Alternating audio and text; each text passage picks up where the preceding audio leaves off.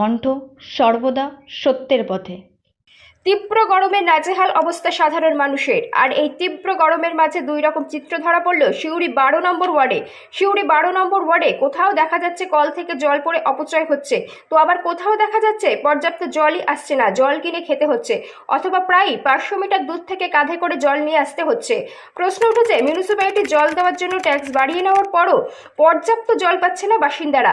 এই নিয়ে তাদের সাথে কথা বলতে গেলে তারা জানান 12 নম্বর ওয়ার্ডের কাউন্সিলর অশোক চট্টরাজকে একাধিকবার বলার পরেও কাউন্সিলর কোনো পদক্ষেপ নেন না। এমনকি কাউন্সিলর ওই পাড়াতে এসে সাধারণ মানুষের সাথে কথা বলে যান না, অভাব অভিযোগও শোনেন না। এই বিষয়ে কাউন্সিলরের সাথে যোগাযোগ করা হলে তিনি জানান পাড়ার লোকজনকে আগে তার কাছে আসতে হবে এবং তিনি এই অভিযোগ করতে হবে। এ বিষয়ে কাউন্সিলরের সাথে যোগাযোগ করা হলে তিনি জানান পাড়ার লোককে আগে তার কাছে আসতে হবে এবং এই অভিযোগ করতে হবে। এ ব্যাপারে তিনি কিছুই জানেন না, তাই তিনি কোনো পদক্ষেপ নেননি।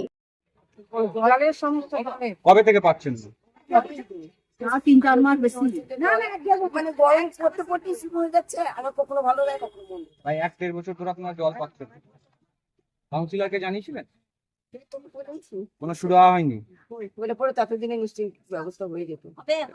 তা আপনাদেরকে জল কোথায় থেকে নিয়ে আসতে হচ্ছে এই মুহূর্তে? ওই পাঠশালা হোক, লোকের বাড়ি থেকে বামনি কালী তলা ঘর থেকে মানে প্রায় 1 কিলোমিটার দূর থেকে জল নিয়ে আসতে হচ্ছে। পাইনি। এই মুহূর্তে আপনারা কি চাইছেন? এই জল ব্যবস্থা করতে বলছি। এতে কাউন্সিলর কোনো স্টেপ নেন? এসে কি দেখতে যাস? হ্যাঁ, ওইটাই। নজর দেয় না কাউন্সিলর সেভাবে ওয়ার্ডে? দেখে যাবেন এসে যে হ্যাঁ কি অসুবিধা আপনাদের, জিজ্ঞেস করে যাক, সেটা শুনলেও তো মনে হয় যে হ্যাঁ কিছু করবে। একবার না ভালো হয়ে গেল, অনেক ভালো। একবার হয়ে যায়, হয়ে যায় না। ব্যুরো রিপোর্ট, বীরভূমের কণ্ঠ।